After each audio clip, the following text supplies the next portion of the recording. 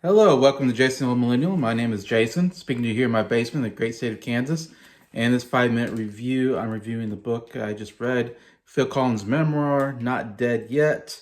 It came out in 2016. I just checked this out at the library recently and got through it. About 366 pages in total. Phil Collins talking about his own life up to that point. It's funny because that's like 8 years ago when this book came out. So I'm not sure what else has happened since then. He's definitely not, I don't think he's touring anymore or doing much because he has a lot of health problems. But yeah, of course, memoir, it's interesting. We read these kind of books and it's their own thoughts and feelings about their own life. Of course, you get a lot of insight on how they felt during situations, which is great. And Phil Collins is one of my favorite singers, songwriters of all time. Big fan of the solo work, and I recently got into Genesis as well. And I do love his stuff, and Genesis is my favorite stuff of the band, especially Invisible Touch, We Can't Dance is great albums in my opinion. And yeah, so you get, he's growing up with his family. His dad died when he was 21, very sad, unexpectedly. And how he went into trying to be of course, he grew up in England, and he first actually tried to be an actor. He did a lot of stage, a lot of musicals, stuff like that. But then also loved playing the drums, and then started getting gigs around England, and then eventually came on Genesis.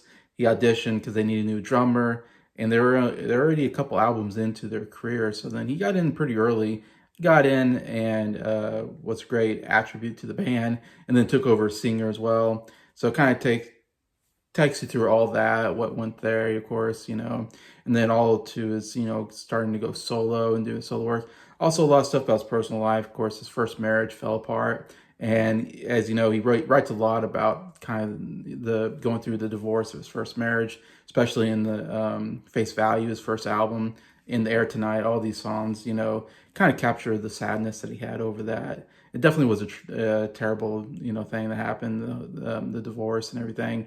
And then he ended up getting married again, get another divorce.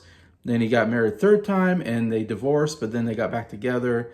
So a lot of issues there, relationship-wise. Of course, he was a workhorse. He was constantly touring. He was on demand all the time, drummer. And yeah, it caused a lot of problems in his life, but he had a lot of success as well. I mean, winning Grammys, like Album of the Year for No Jacket Required.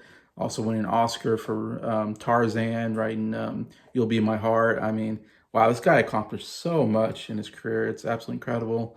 Anyways, and it's good. He's got a lot of good sense of humor about a lot of things. It's a really good read, I think. I love his titles of chapters. I think he does a lot with them. Like this one's called The Genesis of Genesis, or The Beginnings of My Beginnings. Maybe not one of the best ones, but I like his titles that he comes up with. His chapters, I think, is very humorous. Family man, front man, or he always says the or trying to keep everyone happy. Results mixed. So I like a lot what he puts in there. You get a lot about, he evidently, he's got a lot of health problems towards the end. I say still alive, because it's called Not Dead Yet, because he had, I think, a Not Dead Yet tour was his last tour he did, but he's not touring anymore. He's got too many health problems. And he had a drinking problem. He had to go to rehab after he basically kind of semi-retired, and he had a huge drinking problem, was in and out of hospitals. That part of the book, man, it was horrendous to hear about.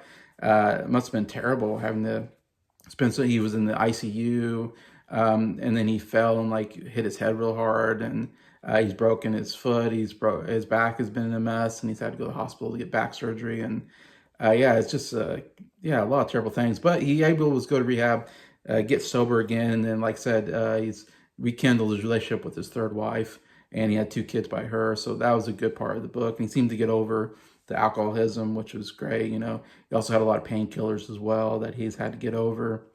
But yeah, what an incredible career. The only criticism I have of the book is it feels like sometimes he glosses over some of the albums that he does, which I would love to hear more details about how he made certain albums, like No Jacket Required, Face Value, but seriously, some of my favorite albums from him.